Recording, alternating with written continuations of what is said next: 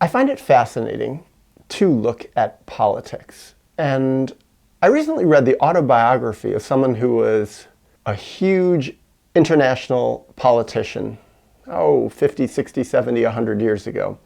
And the biography of someone who was intimately involved in politics for about 30 years, 50s, 60s, 70s, even into the 80s. It doesn't really even matter who these people are, because what I got from these books applies to so many people who are deeply and intimately involved in politics, in devoting their life to politics, to changing politics, and to studying politics.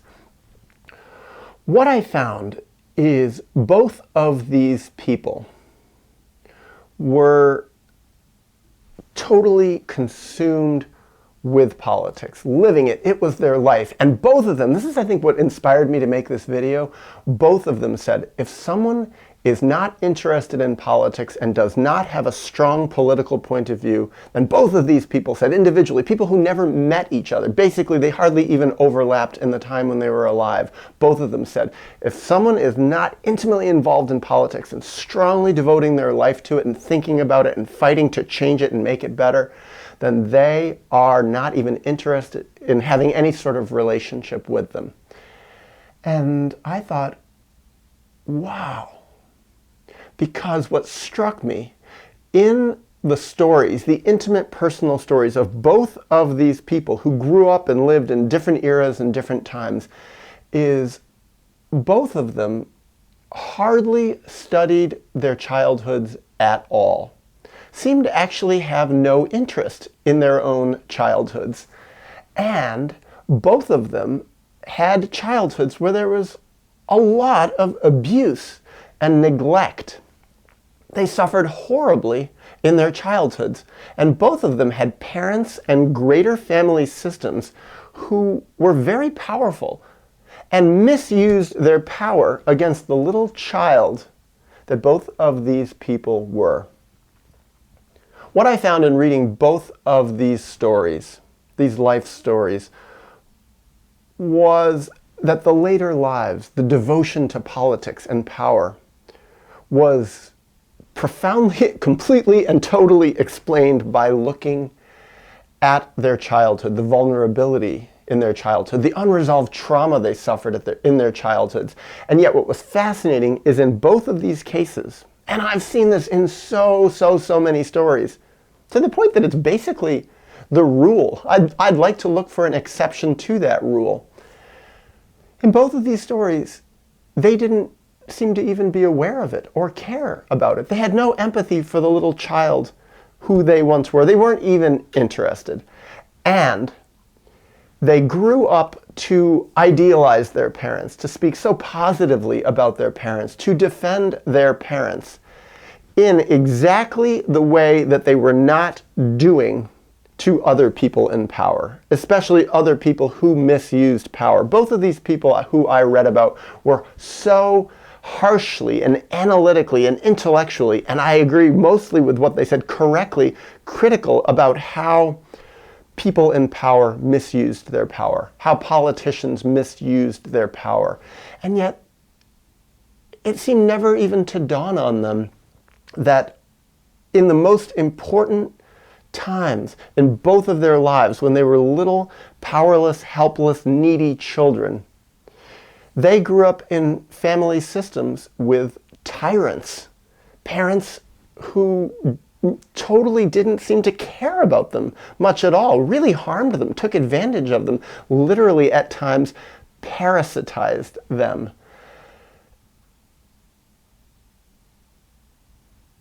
And then I started thinking, even though I say I'm not so interested in politics, I mean, I do read about politics, I follow it, I have my own points of view, and it's not really even so important what my point of view is, because mostly I don't like any of the politicians, right, left, middle, whatever, radical, not radical, conservative.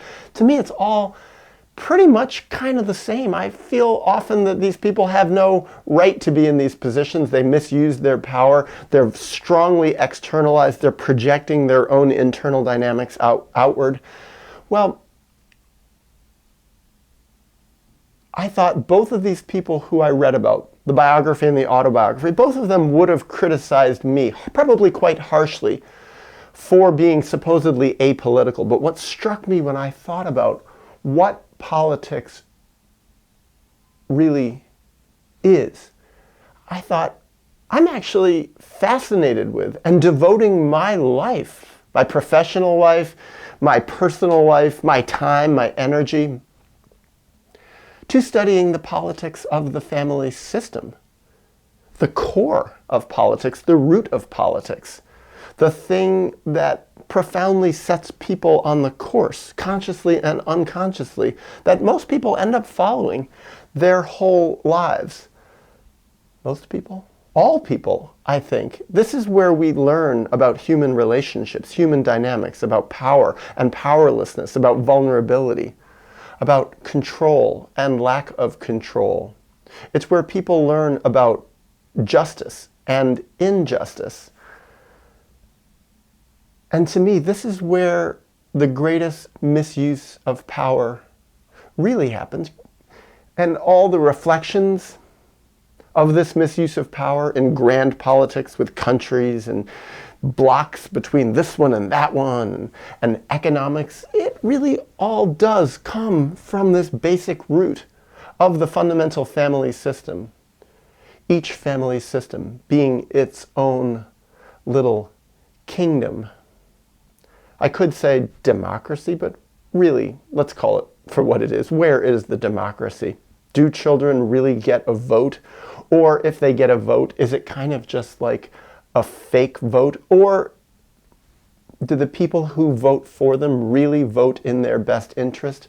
What I've seen is that most parents, I mean certainly the parents of these people who I just read about, but most parents really don't have that much of a clue about what their children really need. And they really don't care that much. Primarily it's the unconscious, unresolved needs of the parents that come first in this system. And I think, from what I've observed, that is the nature of what happens when people haven't resolved their traumas, haven't resolved much of their traumas, almost any of their traumas, perhaps.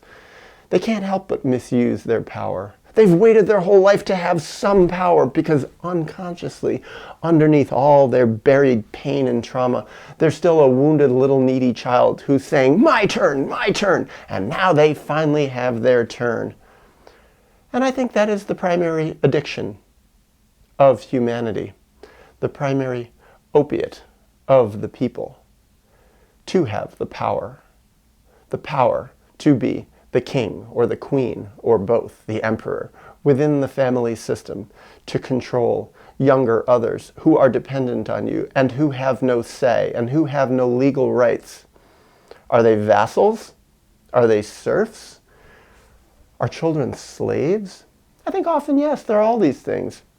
And sometimes they get better, and sometimes they get worse, and sometimes people idealize their childhoods, and sometimes people idealize childhood in general, and idealize other people's childhoods, often in the exact same way that some people did, and sometimes still do, idealize slavery. Oh, it was a time of freedom. You could do what you wanted. You got enough.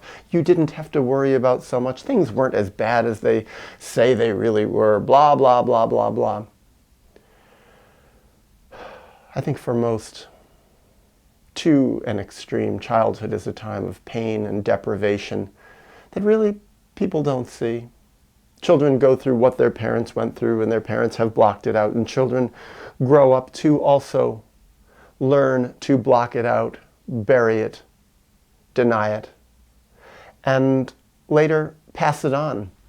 In the case of these two books that I just read, both of these characters who are all about freedom and equality and not misusing power, both of them were having affairs with married people who had children. One of them had children of his own by different people, neglecting his children, putting his children in harm's way, not really caring about his children, but saying he cared about his children. The other one, how much she was devoting her life to fighting for children and how painful it was what children went through in so many places in the world, yet she's having an affair, having an affair with a married guy who had a child and begging him to leave his wife and abandon his wife and his child. Common stuff. It's like people who were not practicing what they preached and so unaware of it. And so often I see this hypocrisy, this unawareness, this disconnect between the external and the personal. The history of humanity in the big ways writ large versus the humanity of our own self writ large. This disconnect is so common in the big politicians, in the big important people, and in our world in general.